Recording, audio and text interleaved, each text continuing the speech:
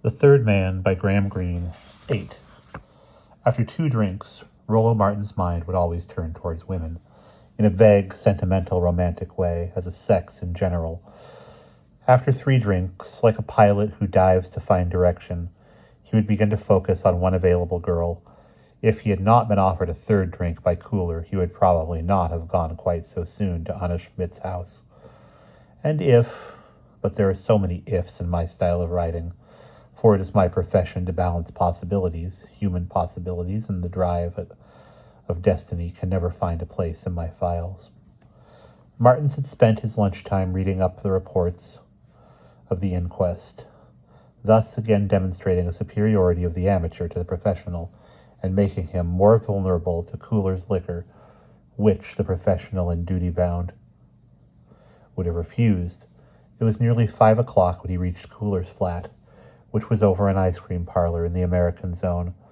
The bar below was full of GIs with their girls, and the clatter of the long spoons and the curious free, unformed laughter followed him up the stairs. The Englishman who objects to Americans in general usually carries in his mind's eye just such an exception as Cooler, a man whose tousled gray hair and worried kindly face and long-sighted eyes, the kind of humanitarian who turns up in a typhus epidemic or a world war or a Chinese famine long before his countrymen have discovered the place on an atlas. Again, the card marked Harry's Friend was like an entrance ticket.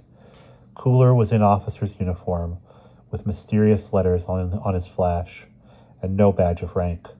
Although his maid referred to him as Colonel Cooler, his warm, frank hand clasp was the most friendly act that Martins had encountered in Vienna. "Any friend of Harry's is all right with me," Cooler said. "I've heard of you, of course." "From Harry? I'm a great reader of westerns," Cooler said, and Martins believed him, as he did not believe Kurtz. "I wondered, you were there, weren't you, if you'd tell me about Harry's death." "It was a terrible thing," Cooler said. "I was just crossing the road to go to Harry. He and Mr. Kurtz were on the sidewalk. Maybe if I hadn't started to cross the road, he'd have stayed where he was, but he saw me and stepped straight off to meet me. And this Jeep, it was terrible, terrible. The driver barked, but he didn't stand a chance. Have a scotch, Mr. Martins." "It's silly of me, but I get shaken up when I think of it," he said as he splashed in the soda. "In spite of this uniform, I'd never seen a man killed before." "Was the other man in the car?" Cooler took a long pull and then measured what was left of his friend, or what was left, with his kindly tired eyes. "What man would you be referring to, Mr. Martins?" "I was told there was another man there." "I don't know how you got that idea."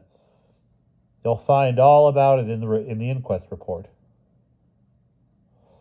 He poured out 2 more generous drinks. "There were just the 3 of us, me and Mr. Kurtz and the driver. The doctor, of course. I expect you were thinking of the doctor." "This man I was talking to happened to look out of a window. He has the flat next to Harry's, and he said he saw 3 men in the driver. That's before the doctor arrived." "He didn't say that in court." "He didn't want to get involved." "You'll never teach these Europeans to be good citizens." "It was his duty." Cooler brooded sadly over his glass. "It's an odd thing, Mr. Martins, with accidents. You'll never get 2 reports that coincide. Why, even Mr. Kurtz and I disagreed about details. The thing happened so suddenly you aren't concerned to notice things until bang, crash, and then you have to reconstruct. Remember, I expect he got too tangled up trying to sort out what happened before and what after to distinguish the 4 of us." "The 4? I was counting Harry." "What else did he see, Mr. Martins?" "Nothing of interest, except he says Harry was dead when he was carried to the house." "Well, he was dying, not much difference there. Have another drink, Mr. Martins?" "No, I don't think I will." "Well, I'd like another spot. I was very fond of your friend, Mr. Martins, and I don't like talking about it." "Perhaps one more to keep you company. Do you know Anna Schmidt?" Martins asked while the whiskey tingled on his tongue. "Harry's girl? I met her once, that's all. As a matter of fact, I helped Harry fix her papers. Not the sort of thing I should confess to a stranger, I suppose, but you have to break the rules sometimes. Humanity's a duty, too. What was wrong? She was Hungarian and her father had been a Nazi, so they said. She was scared the Russians would pick her up. Why should they want to? We can't always figure out why they do these things, perhaps just to show that it's not healthy being friends with an Englishman. But she lives in the British zone. That wouldn't stop them. It's only 5 minutes' ride in a jeep from the Komendatra. The streets aren't well lighted, and you haven't many police around.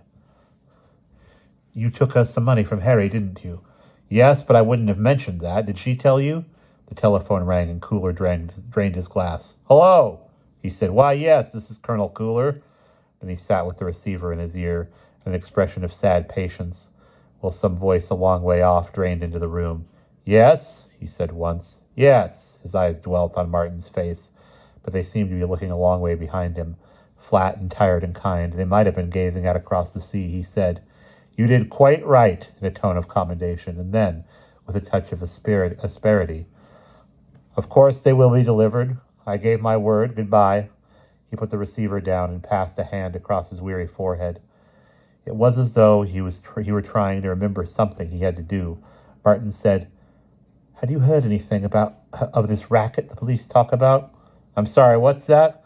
They say Harry was mixed up in some racket. Oh, no, Cooler said.